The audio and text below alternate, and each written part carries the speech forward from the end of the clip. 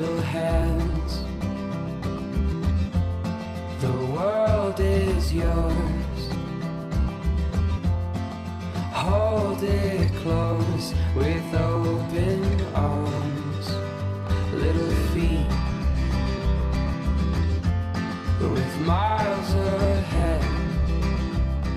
Hey guys, it's Lisa and you're watching my 21-week pregnancy vlog. And it's Friday, April 25th. Tomorrow, Saturday, April 26th, I will be 22 weeks pregnant. I say this every time, but honestly, time is flying. Wow. So the last few days I've been like in a weird sleeping pattern again, like going to bed at 3, 4 o'clock in the morning. Because I had a stressful situation occur a few days ago, and I don't deal well with stress, I guess. Even when I try to deal with the situation, it doesn't always pan out. It still lingers. Unless it's resolved, I can't seem to let it go. And it's not because I won't resolve it. I'm usually pretty good at resolving things. It's just that there are some people that are just so stubborn and hard-headed and don't want to solve anything and don't want to change, you know, their behaviors that aren't so acceptable. And it's not just to me, it's to other people. And I don't know. It is what it is. Actually, I think it was Monday. Yeah, it was Monday. Yeah, I was just in a terrible mood after that, and I couldn't get to sleep until 4 in the morning, and before that I was going to bed really early, by midnight, sometimes 11 o'clock. I have to be in a non-stressed out mood to go to bed early. So what I was getting to is that I woke up late today at, I woke up around 12:30, and so now I'm having my smoothie. The smoothie consists of milk, frozen yogurt, frozen strawberries, and frozen mangoes, and some spinach. And it's pretty good. It could be sweeter. I just didn't have any bananas left, so, because we gotta go get groceries tomorrow, and that would have been really good in the smoothie and would have made it sweeter, but oh well. You'd think the frozen yogurt would have done the trick, but it didn't. Oh well, it's okay. This week, the sample I got was Palmer's Cocoa Butter Formula Massage Lotion for Stretch Marks. I'll give it a try, but if it's anything like the nipple butter that I put on my stomach, because the nipple butter doesn't just have to be for your nipples, it's all natural, organic. I don't know, some of you might not have watched that vlog, but, and it has like coconut oil and cocoa butter and shea butter and all this other stuff, and I thought, oh, well, it's natural, it should be fine.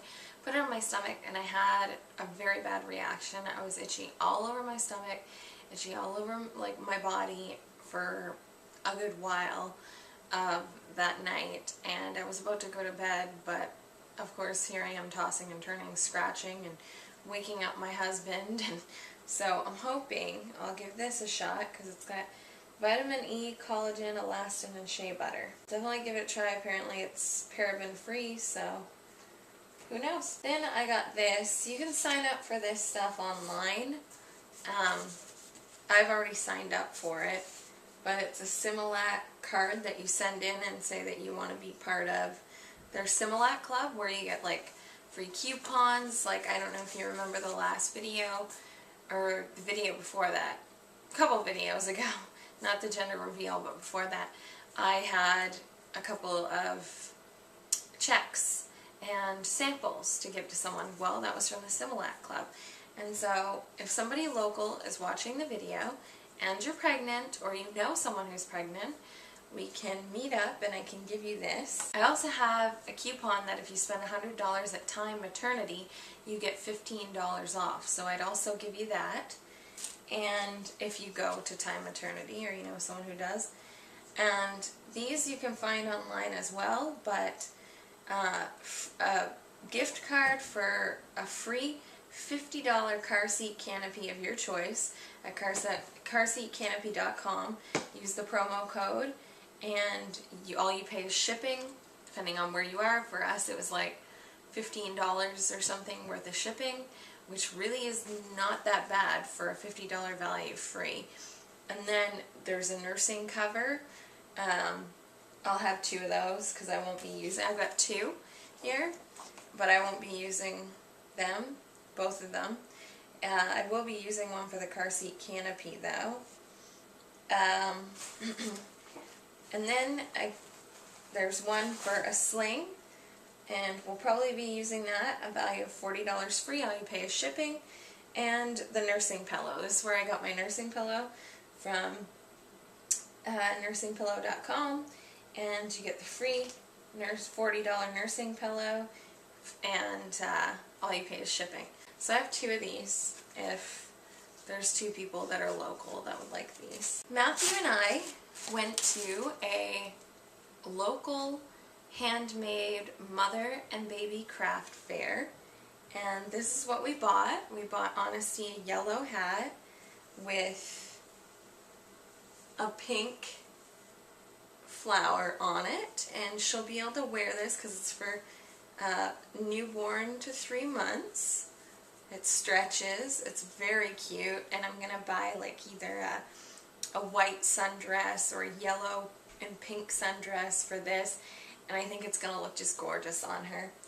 Then our cousin, Matthew's cousin, and his family, which I didn't realize was her at first, how embarrassing, but she makes tutus and little headbands, and these, like, this is beautiful. I was so excited to buy this.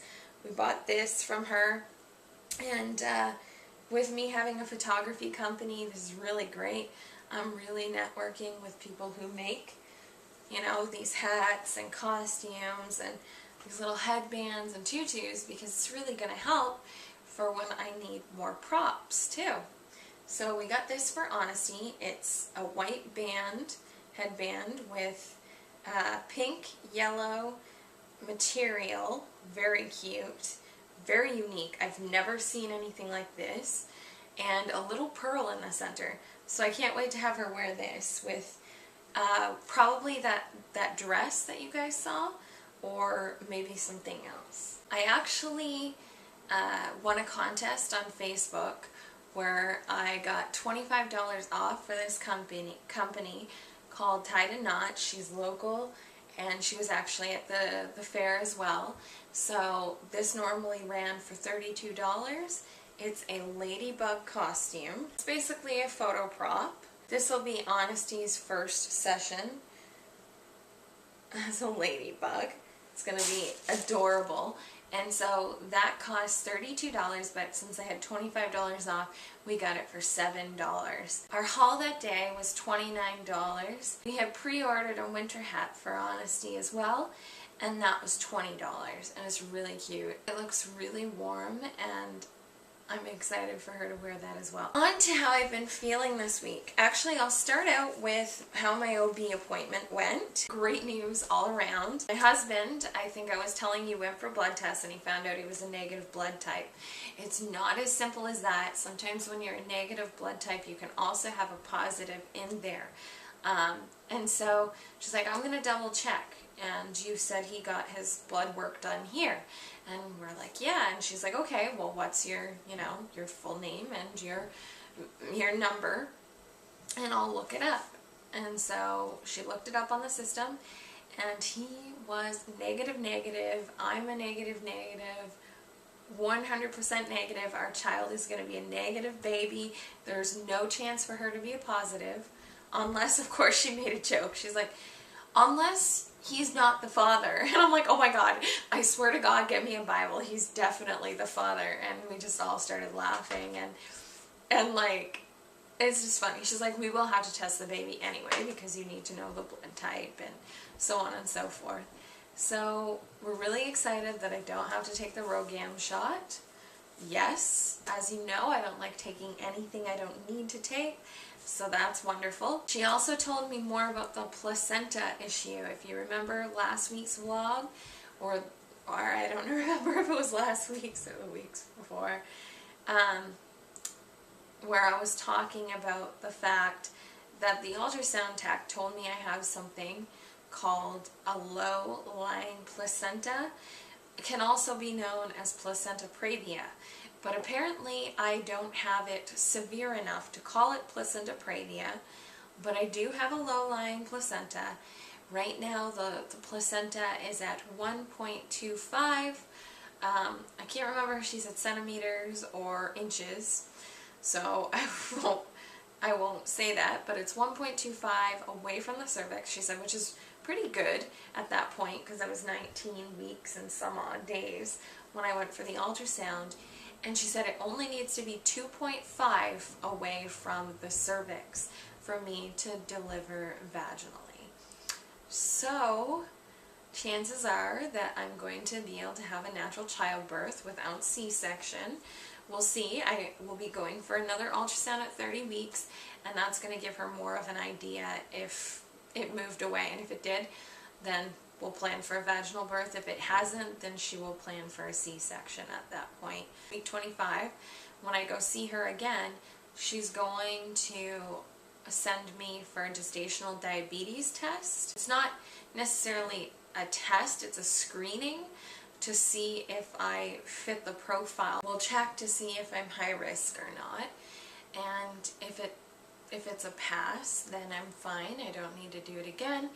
If it's a fail, then I will need to do the actual full-out testing to find out if I have gestational diabetes. Saturday, I was nauseous. Yep, the nausea came back.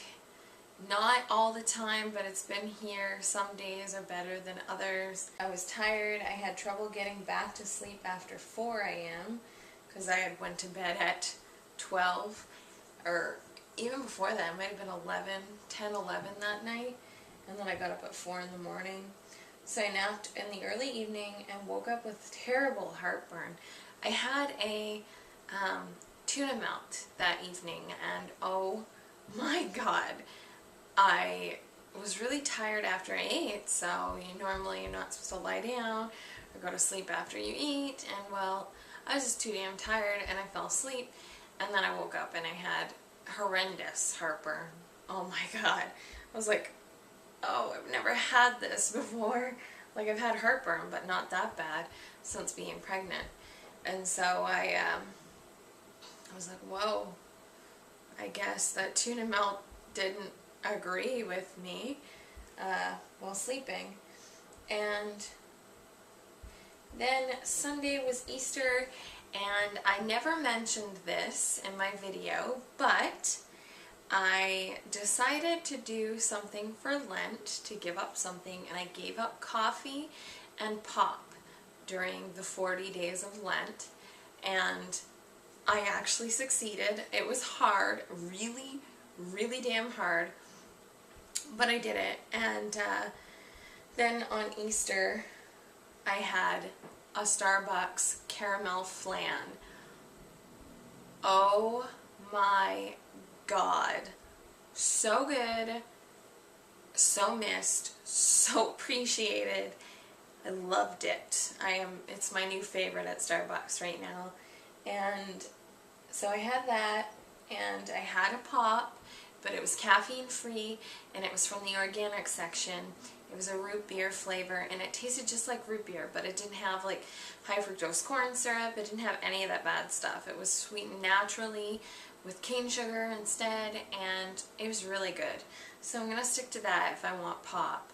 Once in a while I might have like 7-Up or Sprite, some sort of white pop or whatever, maybe cream soda, but I can really stick to those pops. They're really good, and they don't have anything in them that's bad. I was tired and bloated on Easter after eating because I ate like a lot, and we had a barbecue. Well, first we had a traditional Easter dinner, lunch at his grandparents'. Then we went to my family's and had a barbecue, and I was like, oh my god, I want one of like everything. Like, I want a hot dog, and yeah, I haven't been eating hot dogs like almost at all during the pregnancy, so I was like, I want a damn hot dog, and I want a burger, and I want some chicken, and I want a salad, and I want some potato salad, and like, so like my plate was loaded, and I only ended up eating half of my plate because of how much I ate at lunch, and I didn't even eat my whole dessert.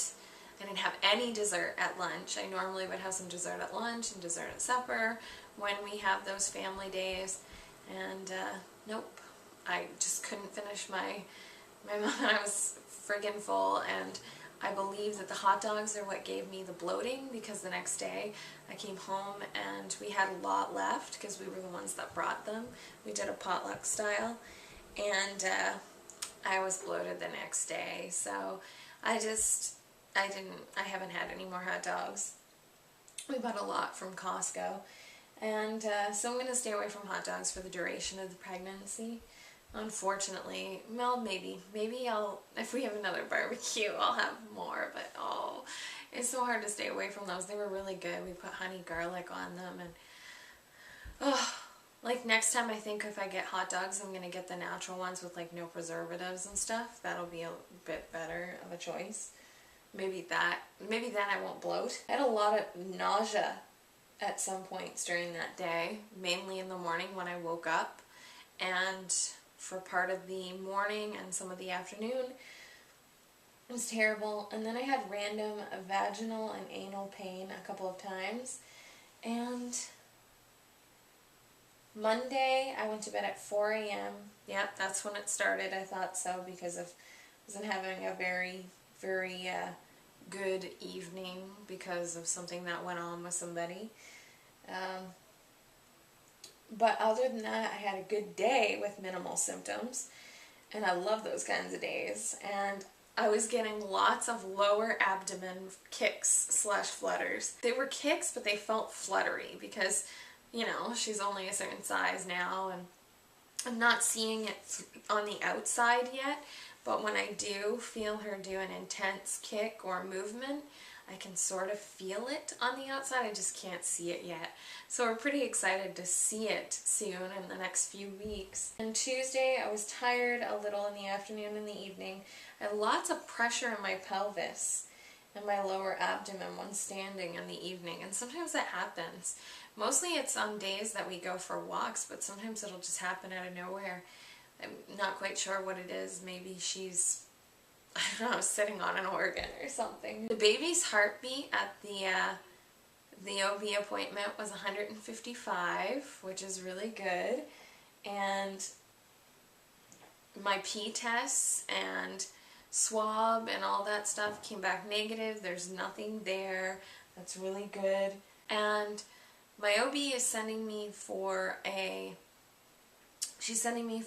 consultation with a breast specialist. Thank God it actually went through. I go next week. Hopefully it's nothing serious. The green crusty stuff and that little weird thing that's like genetic in my family, a lumpy armpit on the left hand side.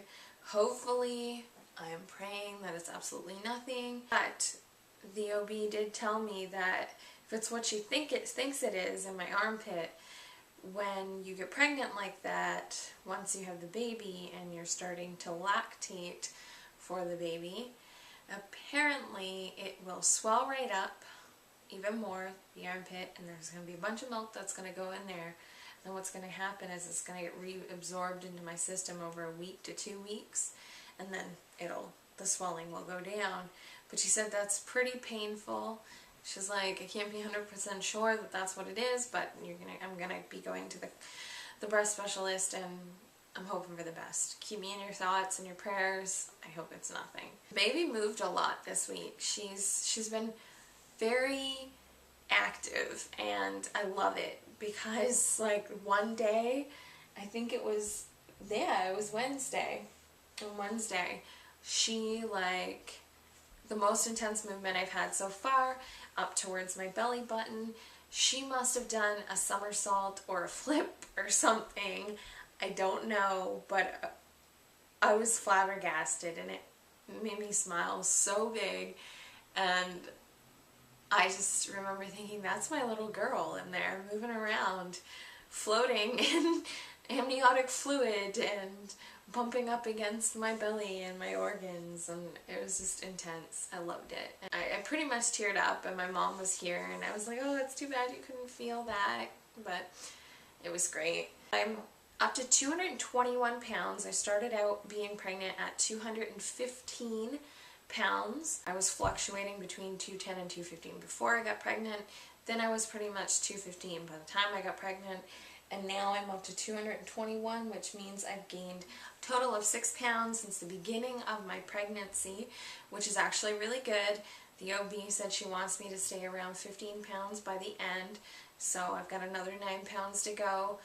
I'm going to try my best to watch what I'm eating and be very diligent and walking, except it snowed yesterday at the end of April. Welcome to Canada, everybody. Oh my gosh. Seriously, I'm not walking out in that shit. And it's still there. It's not totally gone away yet. And then it's going to be like raining all friggin' spring. But, I mean, rain's not as bad if it's a nice day. Otherwise, I'll go for a walk. But I don't want to go for a walk with a bunch of snow all over the place again. Ugh, I thought it was gone. We were so lucky for a few days. And then boom, yesterday we get a freaking what looked like a storm. Ugh. Oh well, whatever, it is what it is. On Wednesday I had a throbbing left ear. I've had that on and off, but I find that it wasn't there during my first trimester, and it's kind of come back in the last little while. I think it happened one other time, but I never marked it down as a symptom. But I heard it actually can be a symptom of pregnancy because of the increased blood flow in the whole body. And so there could be an increased blood flow around the ear, and it could be swollen a little bit. And so I hear the throbbing of the blood going through the artery or veins. And so that's what I'm hearing. And I went to bed at 4 a.m. again. The baby moved a lot that day, especially when I eat food. I notice like when I'm eating, that's what I was doing. I was eating pasta, chicken, and cheese Alfredo sauce with broccoli and corn for supper, and a little bit of cheese sprinkled on top. And next thing you know, she's flipping around, like she's all excited, like, oh, this is so good. Yesterday, Thursday, I noticed some new blotches or pimples or whatever coming in, which is annoying, but it is what it is. I have an insane amount of split ends. Like, my hair was fine in the first trimester. It's funny because I go and get a haircut the second trimester. I haven't been really putting a lot of heat to my hair. I might have blow dried my hair 2-3 times tops since I've been pregnant, and I've only flat ironed my hair maybe 5 times since I've been pregnant. Oh, she just moved. So I've only flat ironed my hair about like 5 times, and so it can't be heat damage really. And I mean, I guess I do comb conditioner through my hair, so that could be it, but I like to make sure that, you know, I get the conditioner all over the place and don't have a bunch of tangles. And I don't know, it's just really annoying. So I've been like taking the scissors and like just like anytime I see a split end, chopping it. But then I found out apparently that can make it worse, because if you don't cut it a certain way, like it might be a bad edge, and then I'll just start to split even more. And so I'm like, oh great.